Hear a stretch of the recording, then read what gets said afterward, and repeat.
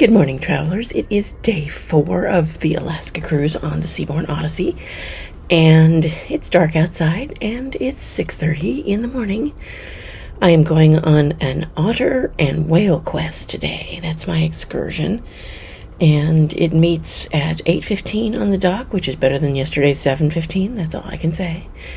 And I'm up and getting ready for room service to come.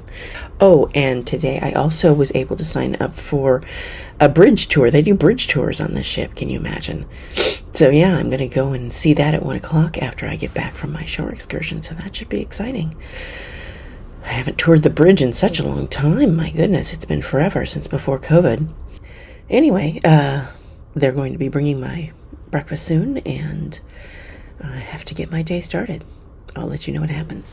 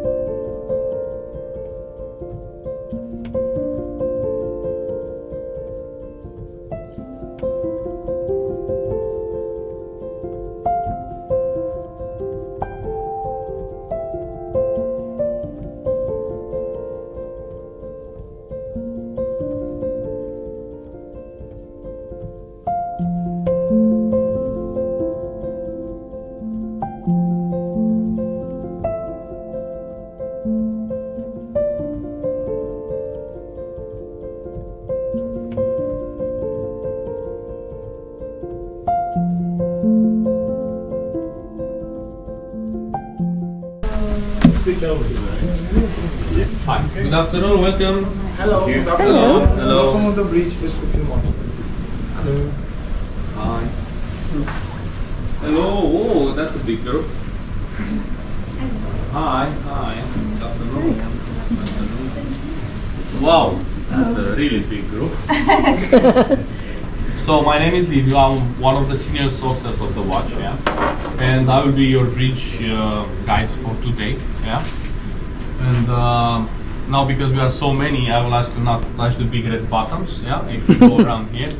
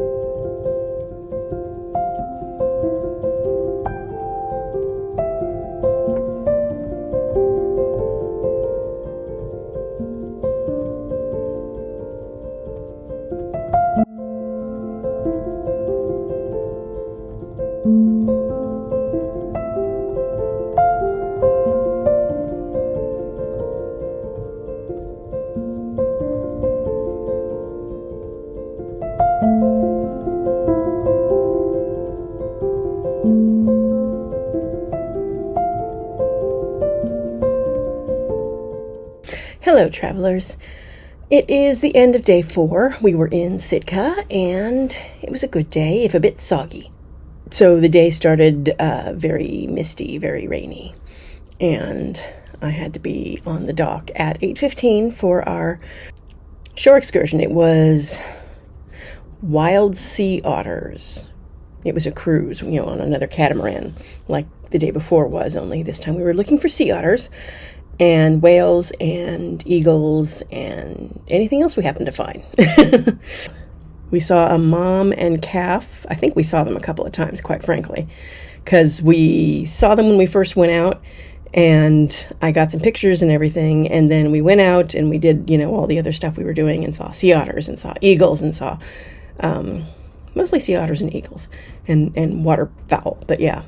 So anyway, we did the whole thing. We came back, and then at 1 o'clock I was up there for a tour of the bridge. Haven't done that in forever. They really haven't been giving bridge tours since long before COVID. Like I said, it's been a really long time since I've done a bridge tour, and even had the option of going to the bridge. Usually it's a ship tour, and they show you the galley, and they show you the garbage areas, and they show you, some other things, but they very rarely take you up on the bridge. So this was really, really special, and it was free. It was interesting because I saw it in the schedule last night and called down to guest services and asked if there was still space, and they said yeah, and they added me, and we were a pretty good sized group. We were probably 25 people, and the guy who was the officer on the bridge at the time kept going, wow, this is a big group, as we're all filing in. It was pretty funny. And but yeah, it was really cool to see the bridge and to see how they control it and to hear about the engines. And this is a really green vessel. They have electric engines, and so they don't spew near the black smoke that other ships will be putting out. And he was talking about, they have monitors where if you're going into Glacier Bay, or I guess the Hubbard Glacier as well, they have monitors to determine how much smoke you're putting out and make sure it's under the threshold that they have established. And I guess the threshold is about 30%, and they usually, if they're pushing their engines harder, are at about 13%, but otherwise it's closer to 3%. So that's pretty impressive. So after the bridge tour, I went and had tea. I did not go to afternoon tea again because that's a lot of food, and I don't need that many sweets, quite frankly. So I just got some tea, and I think I had a cookie or two. But that was nice. Met a lady there. We hit it off and chatted for a while, and then later on saw her again when I was going to they had a caviar sail away. Normally it would be out on deck, but the weather was not so cooperative with that, so they had it in the main salon, which is what they call the theater here. And people walk, the waiters walking around with little toast points with caviar on them, and because it goes well with caviar, shots of vodka. and what else? Rosé wine, some kind of rosé wine cocktail, and champagne. And you could also, of course, order whatever you wanted as far as drinks go, but those are the things they were walking around with on trays. And so yeah, it was quite festive. And then they had entertainment, and I think they called it the Serenade or something like that. And it was, well, initially our cruise director sang an opera song, which was a surprise. And then four singers came out and they performed a whole show for us. And then they ended with one of the singers and the cruise director again doing an opera song. So that was quite something. So let's see. After that, I went and had dinner at the Colonnade. Now, the Colonnade is kind of what they have as their buffet, only it wasn't a buffet.